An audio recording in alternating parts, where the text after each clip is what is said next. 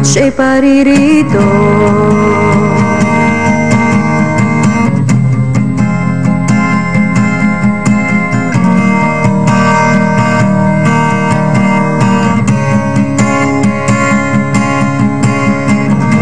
Hayaan mong buhay lumipas, kahit na ba humantong sa wakas, maging kabataan mo'y lumipas. Basta ba ika'y naglilingkod sa Kanya, ito na ang huling pagkakataon. Magsaliksik ng iyong puso't mga gawa sa Panginoon. Ito na ang huling panahon. Naiwaksi ang iyong kahinaan at sumamang sumigaw. Maranatha, Maranatha, Maranatha, ang Panginooy muling paririto. Maranatha, Maranatha,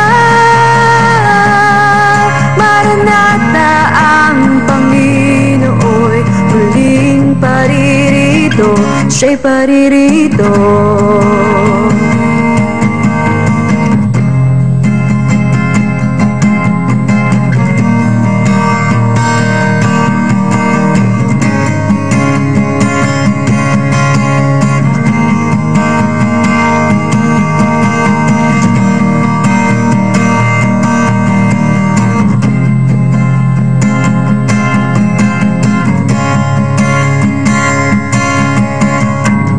Ito na ang huling pagkakataon. Magsaliksik ng iyong puso't mga gawa sa Panginoon. Ito na ang huling panahon. Naiwaksi ang iyong kahinaan at sumamang sumigaw. Maranatha, Maranatha, Maranatha, ang Panginooy muling paririto. Maranatha, Maranatha, Maranatha, ang Panginooy muling paririto. Siya'y paririto at kukunin niya lahat ng tapat. Papahirin niya mga luha sa ating mga mata.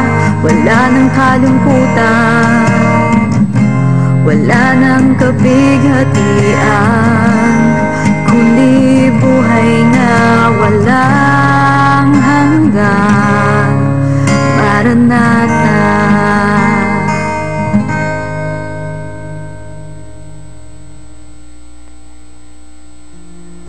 Ang Diyos ang napapurihan sa awiting ating pong napanood at napakinggan.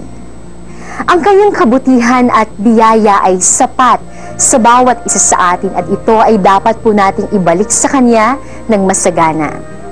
Sa mga pagkakataon naman pong ito, muli tayong lalapit sa luklukan ng biyaya ng ating Panginoon. At sa pananalangin, sasamahan po tayo ng mahal na Pastor June Alano sa segment na Prayer Power.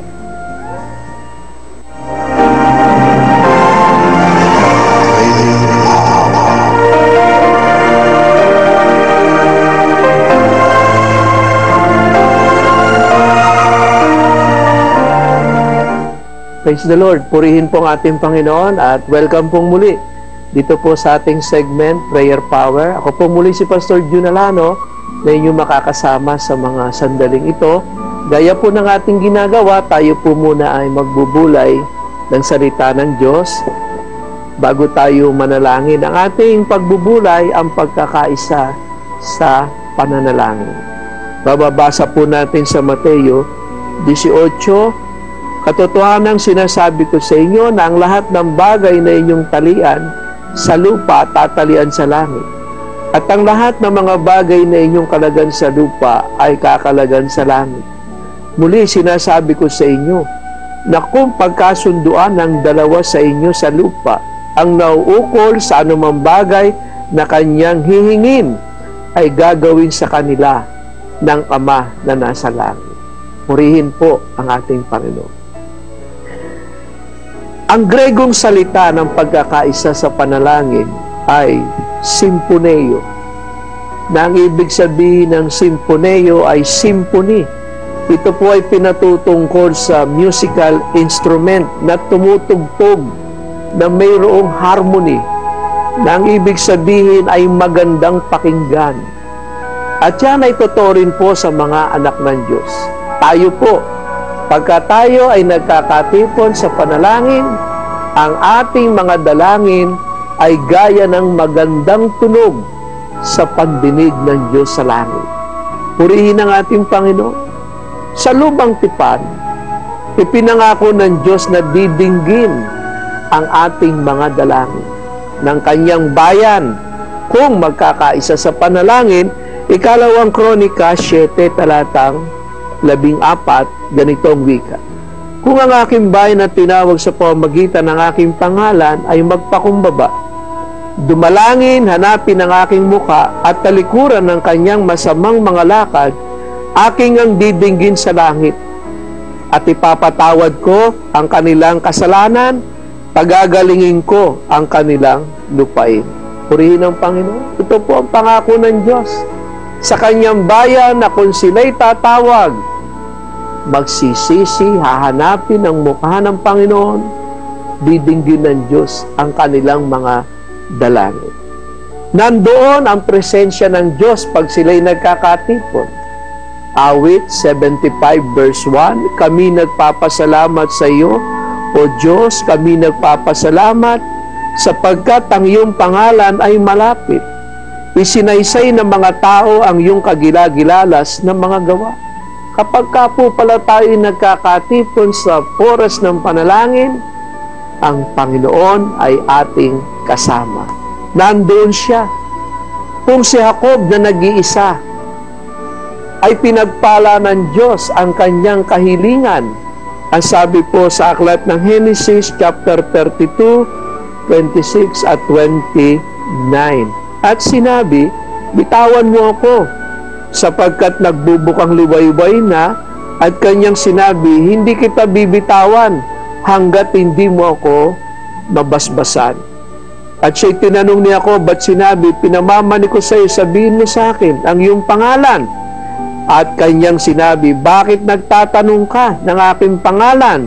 At siya'y binasbasan doon. Kung si Jacob na nag-iisa, humingi ng basbas sa Panginoon, binasbasan siya. Pinagpala siya. Purihin ang ating Panginoon, maging ang Panginoong Hesus sa bagong tipan. Lucas 22, 42 hanggang 43. Ganito ang ating mababasa.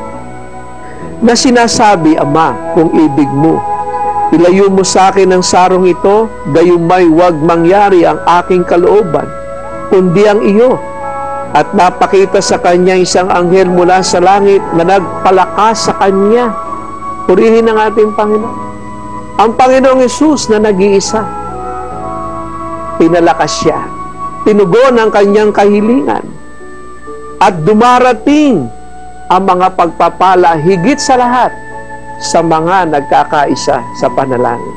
Kaya sabi po sa awit 133, 1 and 3, masdan ninyo, pagkabuti, pagkaligaya sa mga magkakapatid na magsitahang magkakasama sa pagkakaisa. Saan sila nagkakaisa? Higit sa lahat, sa panalangin. Gaya po natin ngayon. Nagkakaisa po tayo ngayon sa panalangin. Pagkakaisahan po natin ang inyong mga prayer request. Verse 3, gaya ng hamog sa Hermon na tumutulo sa mga bundok nasyon sapagkat doon pinaparating ng Panginoon ang pagpapala sa makatwid bagay. buhay magpakailanman. May pagpapala po pala. Kaya kayo po ngayon na nakikisa sa amin sa prayer power, may pagpapala po kayong tatamuhin. Pangako ito ng Diyos. Nasa gitna natin siya tumutulong.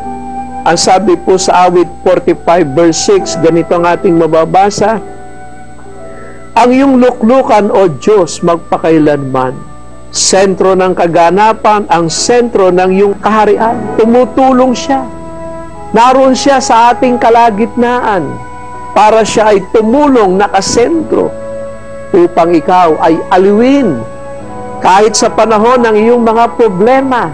Awit 26 verse 17. Ganito ang ating mababasa, pagpakitaan mo ako ng tanda sa ikabubuti upang makita nilang nangatatanim sa akin at mapapahiya sapagkat ikaw, Panginoon, tumutulong sa akin at umaaliw sa akin.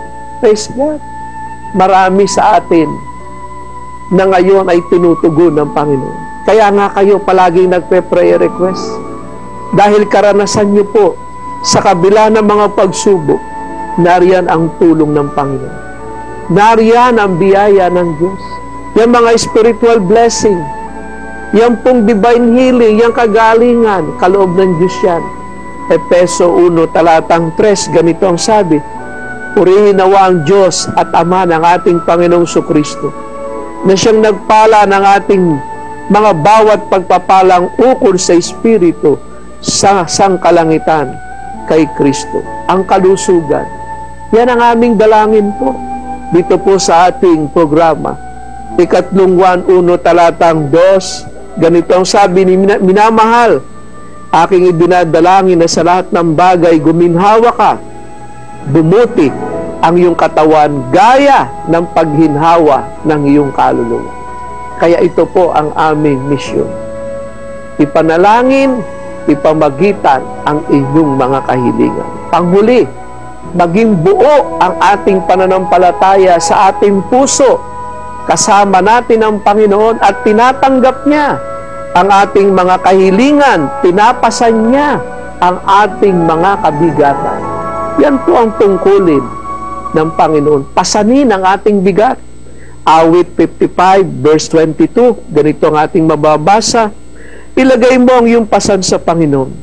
Kanyang aalalayan ka.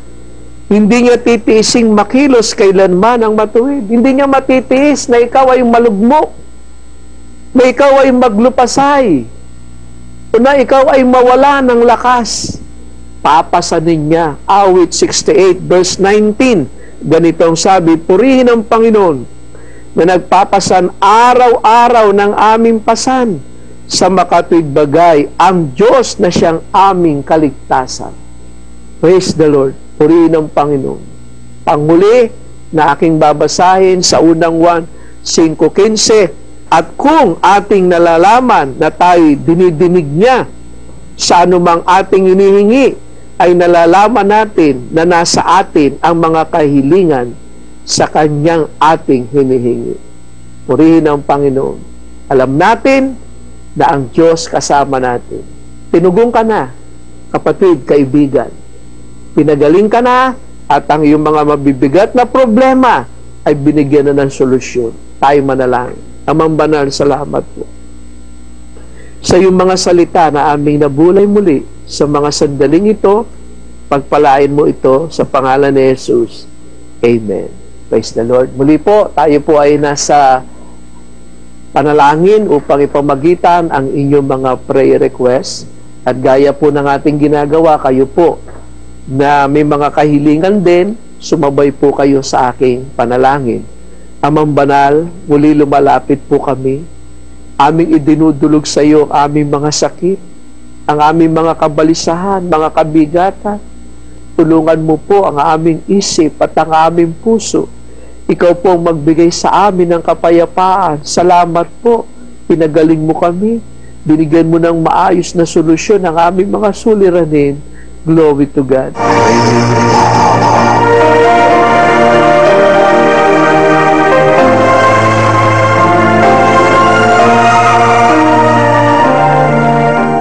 Amang Banal, tulungan mo po si Jimmy para sa kanyang Hepa B. Ipuin mo ang kanyang sakit na ito at siya'y pagalingin.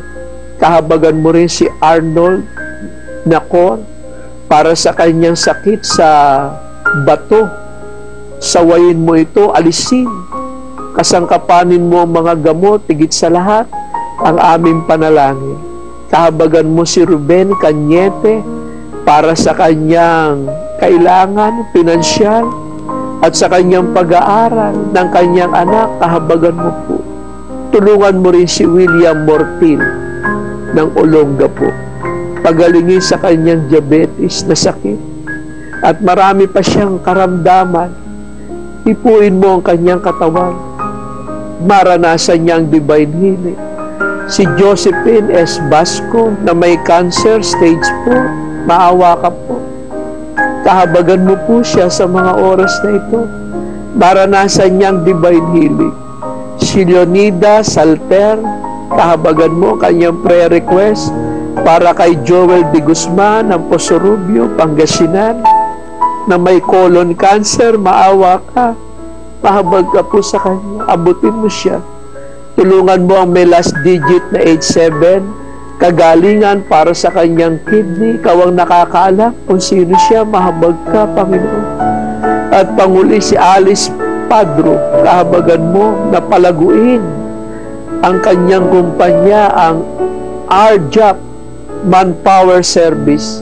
Tulungan mo basbasan ang kanyang business na ito. Salamat po. Ito po ang aming panalangin sa pangalan ng aming Panginoong Hesus. Amen. Praise the Lord. Muli, salamat po sapagkat nagtiwala kayo sa Panginoon at alam ko na kayo tinugon ng Diyos. Salamat po. Ako po ang inyong lingkod, Pastor Jun Alano. Pagpalain po tayong lahat ng Panginoon. God bless you.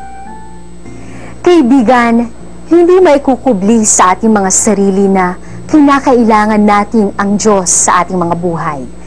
Sapagkat kung wala ang Diyos, wala tayong magagawa. Ang tao o anumang bagay dito sa lupa ay hindi sapat upang matugunan ang ating mga pangangailangan. Kaibigan, ang Diyos ay patuloy na kumakatok sa iyong puso. At marahil, ito na ang pagkakataon upang tanggapin mo siya sa iyong buhay. Huwag kang magatubili o magduda sa makakaya niyang gawin para sa iyo. Hayaan mo na siya ay maging liwanag sa daan sa iyong buhay. Kung sa ngayon ay inyong nararamdaman ang pagkilos ng Diyos, maaari niyo po kaming abutin sa aming po mga telephone hotlines na ngayon po naka-flash sa inyong pong TV screens. At kayo po ay malayang makapagpapahayag na inyong pong saloobin at nang inyong pong maranasan ang kabutihang gawa ng Diyos. Sa mga sandali pong ito, tayo naman ay darakong muli sa pagbubulay ng salita ng Diyos na magbibigay po ng kalakasan sa ating mga pananampalataya. Ito po ay paglilingkod sa atin ng minamahal na Bishop Jonathan Fariol sa bahagi po ng Sure Word America.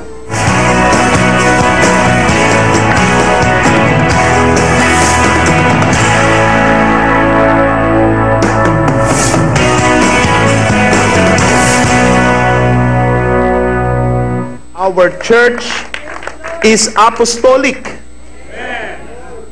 Kaya ang ating iglesia ay maka-apostol. It is apostolic. Why is it apostolic? First, because it is built by Jesus Christ. Itinayo ni Kristo. Matthew 16:18, I will build my church. But when Christ builds His church, does He do it from heaven? Does His arms stretches out from the clouds and builds the church? No. He uses humans. He uses people. These people whom He calls are apostles. Itong mga tao na kanyang ginagamit, ang tawag niya ay apostol. Ano ibig sabihin ng apostol? Sugo ng Diyos. Somebody who is an appointee. An appointee. Somebody who is an ambassador of Christ. That's why apostles are ambassadors. 2 Corinthians 5 verse 20. The apostle Paul says, we are Christ's ambassadors. We are Christ ambassadors. Now, how can we prove, how can we verify the claim of our brother Arsenio T. Ferriol as an apostle? I'm going to give you 4 proofs to prove and verify his calling. Number 1, he is called by the Lord Jesus Christ. He is called by the Lord Jesus Christ. You need to be called. You need to be sent. You need to be appointed before you can preach, before you can speak, before you can shepherd, before you can build God's church. You need to be first of all appointed and sent by the Lord. Romans 10:15. How can they preach unless they are sent? How can they preach? How can they speak in God's behalf if they are not sent of the Lord? You cannot simply begin preaching without first of all laying out your credentials. You are sent by God. Hindi ka pwedeng basta-basta magsalita na lang kung hindi mo muna ipakita na ikaw sugo o ikaw ay inutusan ng Diyos. Kailangang ipakita mo na ikaw ay inutusan ng Diyos. Kailangang ipakita mo na ikaw ay isinugo ng Diyos bago ka magsalita. Because authority and credentials is important. It is by being sent, one will have the authority to preach the gospel. He is sent by the Lord. It was during the time that he was on fasting that he heard the voice of the Lord, accompanied by a very strong, strange light. And he heard the voice of the Lord telling him to preach the gospel. Immediately, he saw himself in a vision going to all the capitals of the world. When God calls you, He will not speak you in your natural senses or in natural environment. Because man is limited. He won't be able to take in the presence of God. He will explode. He won't be able to contain the presence of a supernatural God. That's why Moses had to be transformed before he could see the face of God. In your own senses, you had to be transported. And so, according to him, when he was called by the Lord, he saw himself and felt him a little bit different. He was like transported in a vision. And when he finally saw the capitals of the world, he was brought back to like reality. And from that time on, he was changed. And he started to preach the gospel. He must be called by the Lord. In our future studies, I will share to you the ways God calls. The Apostle Paul was called by a voice and light on his way to Damascus. He heard the voice, he saw the light. That is the kind of calling that our brother received when he was called by the Lord. And he was called into the office of an apostle. He was not simply called, but he was specifically called to be an apostle. Number 2, he has received a revelation from the Lord. He has received a revelation from the Lord. What is a revelation? A revelation is something that was hidden in the past but is now revealed in the present. It is something that was hidden or obscured or concealed in the past but is now revealed in our time. Look at that in the book of Romans. In Romans chapter 16 verse 25, to him who is able to establish you by my gospel and the proclamation of Jesus Christ according to the revelation of the mystery hidden for long ages past, but now revealed and made known through the prophetic writings by the command of the eternal God. A revelation is something that was hidden in the past, but it is now revealed. And the revelation of God is progressive. You see, God will not reveal everything right away to a generation. Every generation, every era, every season, God has a special message for that set of people, for that generation to understand. One of the mysteries of the faith was the division of times and seasons. This is one of the mysteries of the age. Here in the book of Acts chapter 1 in verse 7. He said to them, it is not for you to know the times or dates the Father has set by His own authority. The apostles were asking, when is the time of your coming, or when are you going to restore the kingdom of Israel, which will actually commence the beginning of the end? And Jesus Christ said, it is not for you to know the times and seasons. The apostles would like to know the times and seasons, but Jesus Christ said, nuh-uh, it's not for you. There are things that you cannot understand immediately. There are things that you cannot understand right away. No matter how much you seek it, no matter how much you want to understand it, if it is not for you to understand, it's not you're not gonna be able to understand it. But if God wants you to understand certain things about Him, He will send a messenger. The messenger will be of God, will be the one to tell you and explain to you what that mystery is. For example, during the time of Paul, they had no idea of the concept of the church. During the Old Testament times, no person had any idea of the church. It wasn't to them the concept of the church was revealed. The concept of the church was only revealed later on in the time of Paul. In the revelation of the church, the Apostle Paul understood that the nation of God is going to be composed of two people, Jews and Gentiles. During the Old Testament time, they only knew that the Jews were God's people. But now, they understand that God's people is composed of two people, Jews and Gentiles. In our time, God has revealed to our apostle the times and seasons. And in these times and seasons, we understand that there are 4 watches. The first watch, the second watch, the third watch, and the fourth watch of the night. These watches are the times wherein Christ Jesus could possibly return. It is in our time that Christ Jesus will be returning.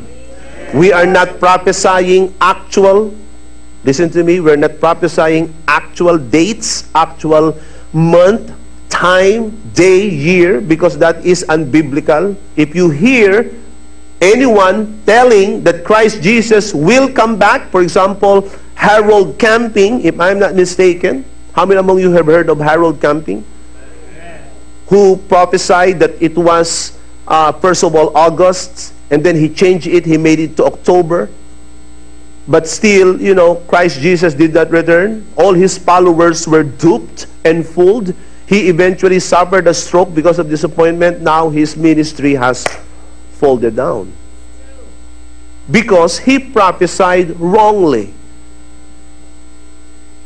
And he was wrong because he attempted to predict something that cannot be known.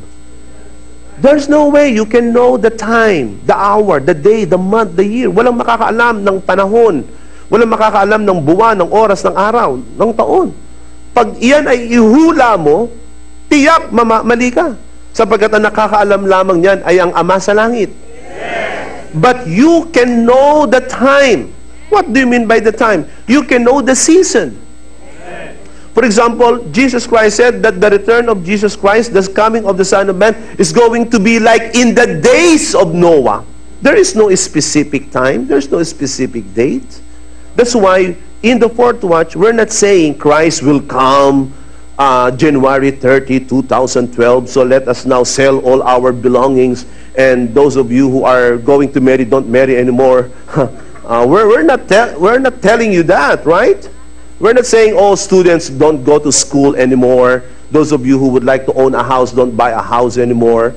No, we're not setting a date, but we're setting a time. It's indefinite, and that time is the fourth watch. Anytime. I remember when Bishop Villanueva was mentioned to be coming over. There was no time mentioned. We were just told he's gonna be coming today. Sabi ko, parang rapture. Hindi alam mo oras, hindi alam kung ano. And so what we did, we just prepared. Same thing, in our time. Nobody knows the month, the year, the hour, the seconds. Nobody knows. But when will Christ return? In the fourth watch time. Third, the apostle has forsaken his personal ambitions to sacrificially minister as an apostle. He has forsaken his own personal ambitions to sacrificially minister as an apostle. One of the marks of a true apostle is he is a man of sacrifice. He is not somebody who indulges. He is not somebody who lives an affluent, luxurious, decadent, base lifestyle. Unlike today, there are so many preachers on television today. There are so many leaders of churches today who are being questioned both by secular people as well as church people about their opulent, affluent, luxurious, and very excessive lifestyle. Ilang mga popular na mga ngaral ng TV ngayon ang halos ipinatawag ni Senator Grassley ng Senate sapagkat ang kanilang buhay bilang pastor ay masyado ng kumbaga ay abuso na, malabis na. How many of these preachers today who are enriching themselves? They are very good at asking money from people on TV. They live in very expensive houses. They have very expensive compensation packages. They live in luxurious homes and addresses. They have personal jets, yachts, expensive cars. Their children are going to expensive private schools. They have several diamonds on their fingers, expensive watches. In fact, even secular people stumble over their excessive lifestyle. There are even pastors today who are pastors of commercial storefront, and they have expensive cars. May mga pastor na Pilipino, ang liliit ng churches, ang mamahal ng kotse. But the apostle in the church lives sacrificially. I challenge you. I challenge those of you who are a little bit reserved and still unconvinced. I challenge you to check out the way he lives. He doesn't enriches himself. Kahit kaming mga anak niya, hindi kami nabuhay ng spoiled. Pinagtrabaho kami, marunong ako magtrabaho. That's the reason I can train the Bible students and our missionaries how to work. I can train them how to work because we were not spoiled. We went to public schools. We work in building constructions. Until now, we eat what the Bible students eat. Wala kaming special na pagkain. We eat what they eat. Minsan pa nga, nauubusan. We live sacrificially from the apostle down to the bishops to the pastors. When they fly from Philippines to the US, they do not, fly on first class, business class. No, unless it is an upgrade. But we do not buy tickets that are first class. Kahit ako, I do not buy first class tickets. But every now and then, I get upgraded. Marami na akong miles eh. That is not luxury. We are a growing church, but my car is a Honda Pilot, model 2004. May mga Filipino church ngayon, ang church nila, ang liit-liit, mas malaki pa tayo. Ang kotse, mas, kung ano-ano, Mercedes-Benz, yung mga mamahal. Kaya mga kapatid, yung sacrificial lifestyle, hindi yan basta-basta matutularan. Hindi yan basta-basta matutularan. And that is the mark of an apostle. He has forsaken his personal ambitions to sacrificially minister as an apostle. 2 Corinthians chapter 11, 23 to 29, you will see there a list of the sacrifices of a true apostle. And that is one mark, because if a man of God is sent by God, he will have the heart of the God who has sent him. If he is sent by Jesus, listen to this. If he is sent by Jesus, he will have the heart of Jesus. He will have the life of Jesus. A man sent by Jesus will have the heart of Jesus. He will have the life of Jesus. He will have the mind of Jesus. He will have the ministry of Jesus. Jesus Christ is the good shepherd, and the good shepherd what? Lays down his life for the shepherd. Ang mabuting pastol, ibinibigay ang buhay sa mga tupa. And isn't it that is what the apostle does? He gives his life for us. He ministers to us. He shepherds us. And this is also the kind of lifestyle that pastors in the PMCC Fort Watch follow. We do not moonlight. We do not have other jobs. We are focused. We are dedicated. And we live by our means. Kung ano lang ang natatanggap sa church, yun ang aming ipinamumuhay. We have no millions secretly stashed in a Swiss account. Hindi nagpapakasasa, hindi nagpapakayaman. Nako, ngayon, ang daming founder. In fact, if you are a founder of religion, unbelievers think you're rich. Because they see on TV, mayayaman ang mga pastor. Ako lang ata ang pinakamahirap na pastor na nakikita sa TV ngayon. Bakit? Talagang wala eh. And this is what I would like to tell our television viewers. Pastor Jonathan is different from all these preachers that you see on TV today. And this is something I could say to all the PMCC Fort Watch pastors. We are not enriching ourselves, we are not living in excess, and we are not decadent. We are living our lives for the mission. Last but not least, the apostle has built churches living in holiness. In fact, that is one of another mark of an important mark of an apostle. He is a very effective church planter. He is an effective church planter. 1 Corinthians chapter 9, verse 2. These churches are the seal of his apostleship. Even though I may not be an apostle to others, surely I am to you, for you are the seal of my apostleship in the Lord. By the grace of the Lord, the PMCC Fort Watch right now is in 32 countries. We have churches in Asia Pacific region. We have churches all over the archipelago of the Philippines. We have churches in the Micronesian islands such as Guam, Saipan, and Hawaii. We have churches up in the capitals of Europe. We have churches in Canada. We have churches also here in the United States, 17 churches and counting. We have churches in the Middle East. We have churches in these Islamic nations. We have churches all over the country, 32. That shows that these churches affirm and authenticates the apostleship of our brother. That's why the Apostle Paul said, kung hindi ako apostol sa iba, kayo, apostol nyo ako. Sapagkat sabi niya, kayo ang tatak ng aking pagka-apostol. It cannot be shunned, it cannot be dismissed. It cannot be disproved.